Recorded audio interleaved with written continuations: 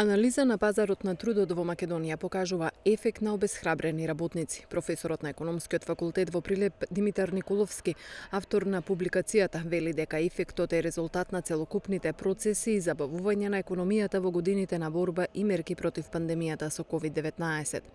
Анализата на пазарот на труд во Македонија покажува измешани параметри, вели професор Николовски во интервју за Инфокомпас.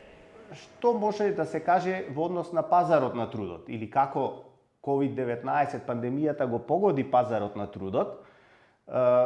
Тука имаме доста измешани показатели. Да речеме, анкетата за работна сила, која што ја спроведува Државниот завод за статистика, кажува дека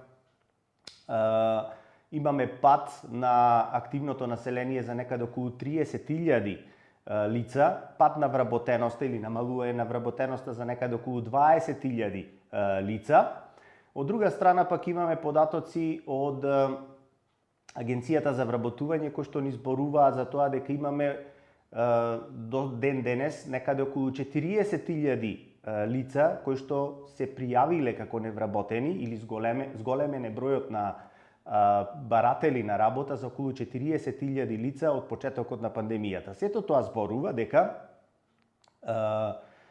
самата пандемија влијаеше врз големувањето на невработеноста, но имаме во голема мера и намалување на активноста на населението, односно се појавува тој познат ефект на обесхрабрени работници, најчесто во период на пролонгирани кризи, кога голем дел од невработените, заради тоа што не можат да најдат работа, излегуваат од работната сила, односно престануваат да бараат работа и еден известен временски период. Според него, од почетокот на годинава се појавуваат знаци на раздвижување на економските процеси кои беа во застој претходната година. Самата неизвестност поврзана со овој вирус, со пандемијата, доведе до забавување на целокупната економска активност и се одрази во сите аспекти и во сите сфери на функционирањето на економиите. Пред се тоа е индустријското производство, потрошувачката на домаќинствата, инвестиционата активност, мобилноста на работната сила.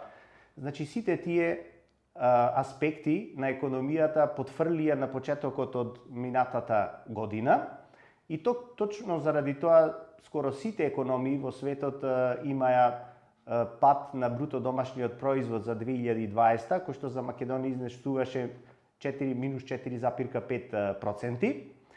За да веќе на почетокот од оваа година имаме постепено заздравување на економијата, секако тоа поврзано со процесот на имунизација, постепено намалување на пандемијата и враќање на довербата кај бизнисите, кај населението, што представува секако една добра основа за започнување на еден нов инвестициски циклус. За надминување на економските последици по кризата со ковид, државата донесе 6 пакет антикризни мерки за зајакнување на економската кондиција кај фирмите и кај граѓаните. Економистите велат дека последиците ќе се чувствуваат уште и дека бавно оди процесот на заздравување на економијата.